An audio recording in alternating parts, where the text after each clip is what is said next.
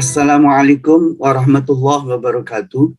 Kita berjumpa lagi di mata kuliah Sistem Dynamic. Kali ini kita akan melanjutkan pembahasan terkait dengan feedback loop dengan mengambil contoh perusahaan Edi sebagai contoh terbaik dalam penerapan alternatif strategi. Oke, ini adalah tujuan. Nah, ini mampu mengonsepkan loop berumpan balik dalam sistem dinamik. Pembahasan kita sudah selesai sampai ke positif and negatif feedback menggunakan inflow dan outflow. Kita akan melanjutkan ke pembahasan berikutnya dengan mengambil model perusahaan Edi sebagai contoh.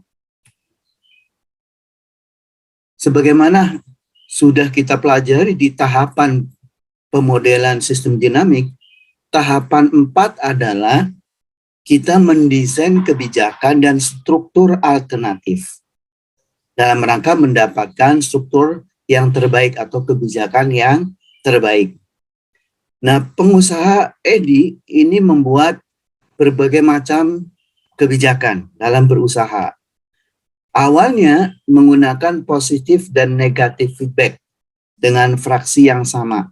Hasilnya bisnis stabil tapi stagnan, tidak berkembang. Lalu strateginya diubah menjadi positif dan negatif tapi fraksinya berbeda. Nah, ini ternyata hasilnya adalah jumlah pohon naik tapi tidak terkendali. Dan ini menyebabkan perawatannya sulit. Kemudian strategi yang kedua adalah positif dan negatif dengan penanaman didasarkan pada target. Dan ini ternyata penanam awal terlalu tinggi tanpa untung yang besar. Oleh karena itu, kemudian dikembangkan strategi yang ketiga, yakni penanaman sebagai fungsi jumlah pohon. Nah, ini adalah strategi masa lalu, yakni menggunakan feedback positif dan feedback negatif.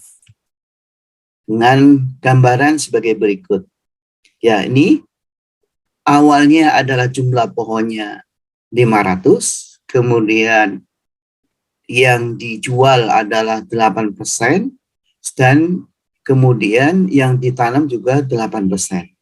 Nah, hasilnya seperti ini, stagnan dari waktu ke waktu, ya, perusahaan stabil tapi tidak berkembang. Oleh karena itu, kemudian Edi membuat strategi yang lain, yakni dengan mengubah fraksi penanaman investasi, yakni dinaikkan menjadi 30%. Dan hasilnya sebagai berikut.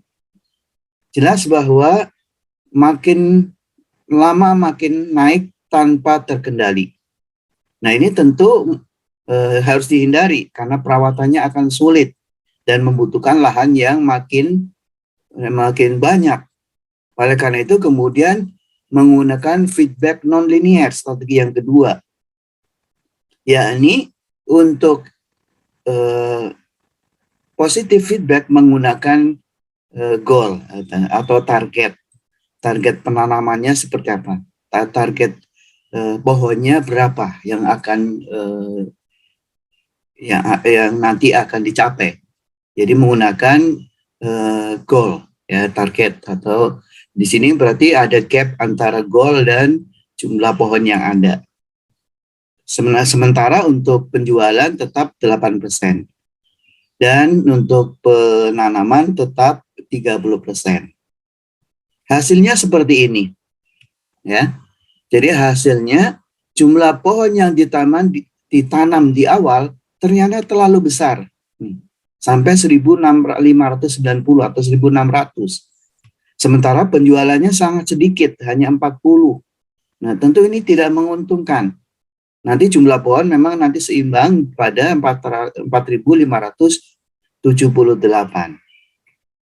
Oleh karena itu kemudian dikembangkan strategi yang ketiga yang lebih menguntungkan, yakni feedback non-linear dengan fungsi grafik. Jadi di sini dibatasi oleh area kebun yang dimiliki oleh Edi. Sementara penanaman didasarkan pada multiple atau tree multiplier. Jadi tidak diserahkan bukan berdasar gap saja, tapi ada tree multiplier yang didasarkan pada area. Oleh karena itu kita membutuhkan tabel di sini. Ya, jadi ini tabelnya, tabel untuk tree multiplier. Jika areanya masih kosong, maka tree multiplier-nya adalah 1. Dan jika sudah melebihi dari 1, maka tidak akan ada penanaman. Dengan strategi yang seperti ini, penanamannya adalah tree dikalikan tree multiplier dan dikalikan planting fraction. Dan hasilnya seperti ini. Jadi pada awal sama-sama naik ya semuanya, penanaman maupun pemanenan, tetapi pada saat tertentu penanaman akan turun karena sudah melebihi jumlah area yang ada. Nah, oleh karena itu ini adalah strategi yang dianggap paling menguntungkan. Nah, kesimpulannya adalah bahwa memang kita penting untuk mengembangkan berbagai alternatif strategi agar mendapatkan strategi yang paling baik sesuai dengan tahapan 4 pemodelan sistem dinamik. Demikian saja, mudah-mudahan bermanfaat dan saya akhiri. Assalamualaikum warahmatullahi wabarakatuh.